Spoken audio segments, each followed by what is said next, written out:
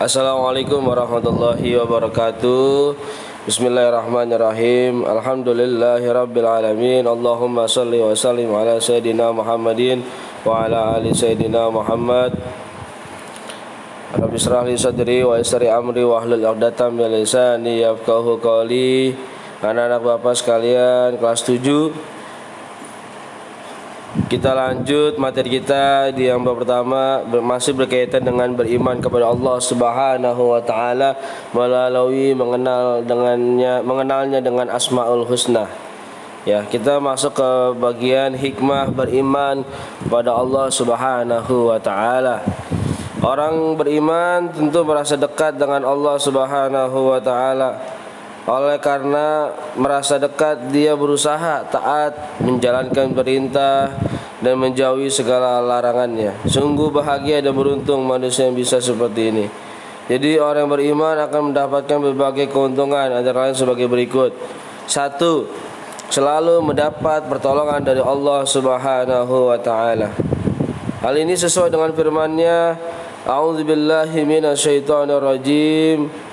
Inna lanansuru rusulana wallazina amanu fil hayatid dunya wa yawmal yaqumul ashhad. Sesungguhnya kami menolong rasul-rasul kami dan orang-orang yang beriman dalam kehidupan dunia dan pada hari berdirinya saksi-saksi, yaitu pada hari kiamat. Quran Surah Al-Mu'min nomor 40 ayat 51. Yang kedua, hikmahnya hati menjadi tenang dan tidak gelisah. Hal ini sesuai dengan firman Allah Subhanahu wa taala, A'udzubillahi minasyaitonirrajim. Allazina amanu wa tatma'innu qulubuhum bizikrillah. Ala bizikrillahi tatma'innul qulub. Yaitu orang-orang yang beriman dan hati mereka menjadi tenteram dengan mengingat Allah. Ingatlah, hanya dengan mengingat Allah lah hati menjadi tentram. Quran Surah Ar-Ra'd nomor 13 ayat 28. Kemudian yang ketiga, hikmahnya adalah sepanjang hidup, masa hidupnya tidak akan pernah merasa rugi. Sebaliknya, tanpa dibekali iman sepanjang usia akan diliputi kerugian. Sebagaimana firman Allah Subhanahu wa taala, A'udzubillahi minasyaitonirrajim, wal 'ashri innal insana lafi khusrin illa alladzina amanu wa 'amilus solihati wa tawasaw bil haqqi wa tawasaw bis sabr. Demi masa sungguh manusia berada dalam kerugian, kecuali yaitu orang-orang yang beriman dan mengerjakan kebajikan serta saling menasihati untuk kebenaran dan saling menasihati untuk kesabaran. Quran Surah Al-Asr nomor 103 ayat 1 sampai 3.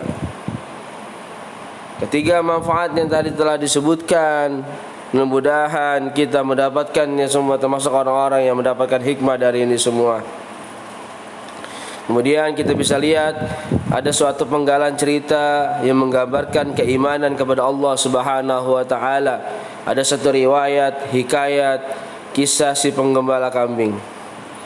Abdullah bin Dinar berjalan bersama Khalifah Umar bin Khattab, Amirul Mukminin, dari Madinah menuju Makkah. Di tengah perjalanan bertemulah mereka berdua dengan anak gembala. Khalifah hendak mencoba menguji si gembala itu. Wahai anak gembala, juallah kepadaku seekor anak kambing dari ternakmu itu, ujar Amirul Mukminin. Aku hanya seorang budak, jawab si penggembala. Khalifah pun memujuk, kambing itu amat banyak. Apakah majikanmu tahu? Tidak, majikanku tidak tahu berapa ekor jumlah kambingnya. Dia tidak tahu berapa kambing yang mati dan berapa yang lahir. Dia tidak pernah memeriksa dan menghitungnya.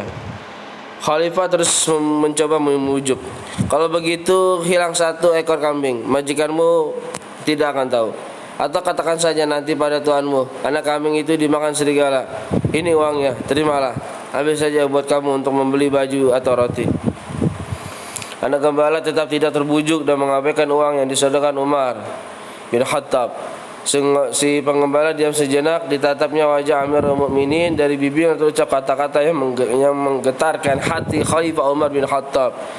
Jika Tuhan menyuruh saya berbohong, lalu di manakah Allah?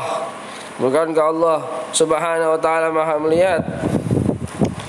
Apakah Tuhan tidak yakin bahwa Allah pasti mengetahui siapa yang berdusta? Umar bin Khattab gemetar mendengar ucapan si gembala itu. Rasa takut menjalari seluruh tubuhnya. Persendian tulangnya terasa lemah. Dia menangis mendengar kalimat tauhid.